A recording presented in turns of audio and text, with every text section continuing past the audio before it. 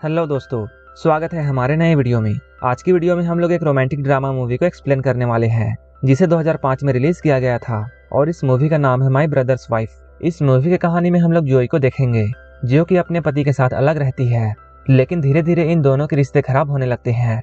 एक दिन जोई की मुलाकात अपने पति के भाई यानी अपने देवर से होती है और वो उसके तरफ अट्रैक्ट होने लगती है। इसके बाद क्या होता है ये हम आगे मूवी में जानेंगे, तो चलिए इस मूवी को शुरू करते हैं। इस मूवी के शुरुआत में हम लोग जोई को देखते हैं जो कि अपने पति के साथ रहती है। उसके पति का नाम इग्नेजियो है। एक दिन इग्नेजियो जोई को लेकर अपनी माँ से मिलने के लिए जाता है। ये लोग इग्नेजियो के छोटे भाई के बारे में बातें कर रहे होते हैं जिसका नाम गोंजालो है, जो कि पेंटिंग्स बनाता है। यहाँ पर इग्नेजियो की माँ जोई को बताती है कुछ वक्त पहले इग्नेजियो और गोंजालो भाई की तरह रहते थे, लेकिन फिर इन दोनों के बीच में कड़वाहट बढ़ने लगी और इन दोनों ने एक दूसरे से बातें करना बंद कर दिया। यहीं पर जोई की सास उसे बच्चे के बारे में पूछती है क्योंकि इन दोनों की शादी को काफी दिन हो चुके हैं। इग्नेजियो यहाँ अपनी मॉम की बात को टाल देता है। वहीं हम लोग जोई को देखते हैं जो कि गोंजालो से मिलने के लिए गई है। वहाँ उसे गोंजालो की बनाई एक पेंटिंग बहुत पसंद आती है। गोंजालो जोई से कहता है ये पेंटिंग तुम्हारे लिए फ्री है, लेकिन वो इग्नेजियो को परेशान करना चाहता था, इसलिए वो जोई से बोलता है वो इसके लिए $3000 लेगा। जोई जब उस पेंटिंग को घर लेकर आती है तब इग्नेजियो उसे देखता है और वो पूछता है क्या गोंजालो ने तुमसे इसके लिए पैसे लिए हैं। जोई उसे कहती है हाँ, गोंजालो ने मेरे से कुछ पैसे लिए हैं।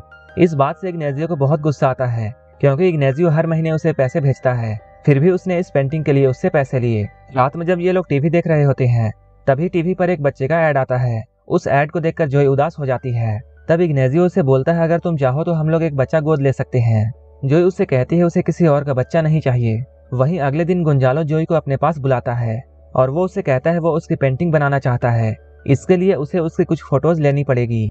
यहीं पर इन दोनों के बीच में बातें शुरू हो जाती हैं और जोई इग्नेजियो के बारे में गोंजालो को बहुत कुछ बताती है। इग्नेजियो उसे खुश नहीं रखता है और वो लोग सिर्फ वीकेंड में ही इंटीमेट होते हैं। जोई गोंजालो को ये सब बता ही रही होती है तभी गलती से उससे उसका फोन दब जाता है और कॉल इग्नेजियो के पास चला जाता है। इससे इग्नेजियो इन दोनों की बातों को सुन लेता है, लेकिन जोई को इस बारे में कुछ भी पता नहीं था। इससे इग्नेजियो को इस बात से बहुत गुस्सा आता है और वो गोंजालो की बनाई हुई पेंटिंग को स्विमिंग पूल में फेंक देता है। जब जोई घर आकर नहाने के लिए जाती है तब वो गोंजालो की बनाई हुई पेंटिंग को स्विमिंग पूल के अंदर देखती है। इस बात को लेकर दोनों में बहस हो जाती है। अगली बार जब गोंजालो जोई को अपनी पेंटिंग्स दिखाने के लिए बुलाता है तब जोई ये सब बातें उसे बताती है। ये सब बताते हुए वो थोड़ी इमोशनल हो जाती है।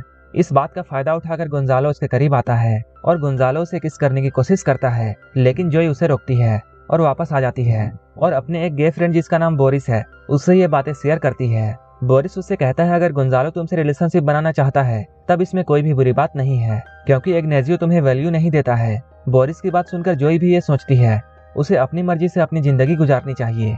इसके बाद एक वक्त जब इग्नेजियो अपने बिजनेस ट्रिप के लिए कहीं जाता है तब जोई गोंजालो को डिनर के लिए बुलाती है।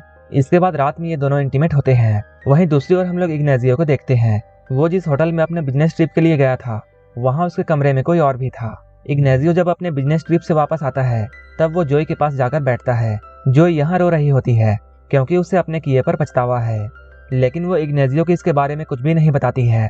इग्नेजियो यहाँ सोचता है जोई बच्चे के बारे में सोचकर रो रही है। यहीं पर जोई इग्नेजियो से पूछती है क्या वो उससे प्यार करता है। इग्नेजियो उससे कहता है हाँ, मैं तुमसे बहुत प्यार करता हूँ।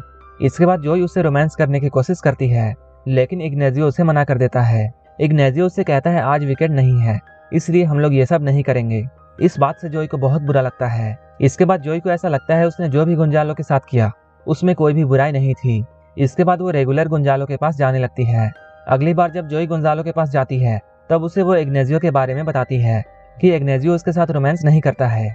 तब गोंजालो उससे कहता है उसे एक जरूरी बात उसे बतानी है और वो बात ये है कि इग्नेजियो गे है और इसी वजह से इग्नेजियो तुमसे अच्छे से प्यार नहीं करता है, लेकिन वो इस बात को सभी से छिपा कर रखता है। जोई को गोंजालो की बात पर यकीन नहीं होता है, इसलिए वो इस बात को बोरिस के साथ शेयर करती है। बोरिस उसे कहता है हाँ, ऐसा हो सकता है क्योंकि इग्नेजियो तुम्हारे साथ रोमांस करना नहीं चाहता है। बोरिस की बातों को सुनकर जोई को इस बात पर यकीन होने लगता है। उसे इस बात पर और भी यकीन तब आ जाता है जब वो देखती है इग्नेजियो ने बहुत टाइम बाद अपने बॉडी को वैक्स कराया है। इसके बाद जोई इग्नेजियो के लिए एक लेटर लिखती है और अपने फोन को स्विमिंग पूल में फेंक कर वहां से चली जाती है। इसके बाद इग्नेजियो से कांटेक्ट करने की बहुत कोशिश करता है। जब वो जोई को ढूंढ नहीं पाता है तब वो गोंजालो के पास जाता है और उससे वो लड़ाई करके ये कहता है उसने जोई को ऐसा क्यों कहा कि वो गे है। तब गोंजालो उसे जवाब देकर अपनी एक पेंटिंग दिखाता है जहाँ एक बच्चा अपने डर के सामने खड़ा होता है और वो कहता है वो बच्चा वही है और उसे अपने बचपन की सारी बातें याद हैं। किस तरह से वो उसका रेप किया करता था। इस बात का बदला वो बचपन से ही इग्नेजियो से लेना चाहता था और ये सब उसने सिर्फ बदला लेने के लिए किया है। गोंजालो की बात सुनकर इग्नेजियो वहां से वापस आ जाता है और वो जोई को ढूंढने की कोशिश करता है। इधर हम लोग जोई को देखते हैं जो कि एक होटल में है और यहाँ उसे पता चलता है कि वो प्रेग्नेंट है। इसके बाद वो घबराकर बोरिस के पास जाती है। बोरिस उससे कहता है उसे टेंशन लेने की जरूरत नहीं है, वो गोंजालो को सारी बातें बता दे। अगर गोंजालो उसे एक्सेप्ट करने से मना करता है तब वो खुद उस बच्चे को अपना नाम देगा और वो उस बच्चे का पिता बनने के लिए तैयार है। बोरिस की बातों को सुनने के बाद जोई को बहुत अच्छा लगता है। इसके बाद वो गोंजालो को मिलने के लिए एक होटल में बुलाती है, लेकिन जहाँ वो लोग मिलने वाले थे वहीं इग्नेजियो की एक मीटिंग होती है। जब गोंजालो जोई से मिलने के लिए यहाँ आता है तब इग्नेजियो उसे देख लेता है। इसके बाद वो उनके पीछे जाता है और वो कमरे के बाहर खड़े होकर इनकी बातों को सुनता है। अंदर हम लोग गोंजालो और जोई को देखते हैं जो कि जोई की प्रेगनेंसी वाली बात को सुनकर बहुत अपसेट होता है, क्योंकि गोंजालो उसे कहता है ये बच्चा उसका नहीं हो सकता है और उसे ऐसा लगता है जैसे जोई किसी और के साथ भी सोती है। गोंजालो की बातों को सुनकर जोई को बहुत बुरा लगता है और जोई उसे यहाँ से जाने के लिए कहती है। इसके बाद जोई खुद को बहुत अकेला महसूस करती है। अब जोई काफी अकेली थी। ये सब को लेकर जोई बहुत सैड होती है। तभी उसे एक दिन इग्नेजियो का एक लेटर मिलता है और वो उससे मिलने के लिए उसे रिक्वेस्ट करता है। जोई उससे मिलने के लिए मान जाती है। इसके बाद जब इग्नेजियो जोई से मिलता है तब वो उसे बताता है ये बात बिल्कुल सच है कि वो गे है, लेकिन ये बात भी सच है कि वो उससे बहुत प्यार करता है। इग्नेजियो यहाँ अपनी दिल की बात उसे बताता है और वो उसे अपने साथ चलने के लिए कहता है और वो उसे कहता है वो उसके बच्चे को अपना नाम देने के लिए तैयार है। ये सारी बातों को सुनने के बाद जोई उसके साथ जाने के लिए तैयार हो जाती है। इग्नेजियो यहाँ जोई से एक बात और कहता है कि इग्नेजियो जब भी किसी मर्द के साथ रिलेशनशिप बनाना चाहे तब जोई उसे नहीं रोकेगी। जोई उसकी ये शर्त मान जाती है। इसके बाद ये दोनों अपने घर वापस आ जाते हैं। कुछ वक्त बाद जोई को एक बेटा होता है। इग्नेजियो गोंजालो को एक मेल लिखकर इसके बारे में बताता है। इसके बाद इग्नेजियो जोई और अपने बेटे को लेकर अपने माँ से मिलने के लिए जाता है और ये सारे लोग बहुत खुश होते हैं क्योंकि इग्नेजियो ने अपनी माँ की विश पूरी कर दी थी। और यहीं पर यह मूवी खत्म हो जाती है। अगर आपको ये मूवी अच्छी लगी हो तो एक लाइक जरूर कर देना और ऐसे ही मूवीज के लिए मेरे चैनल को जरूर सब्सक्राइब कर लेना। तो मिलते हैं हमारे नेक्स्ट वीडियो में।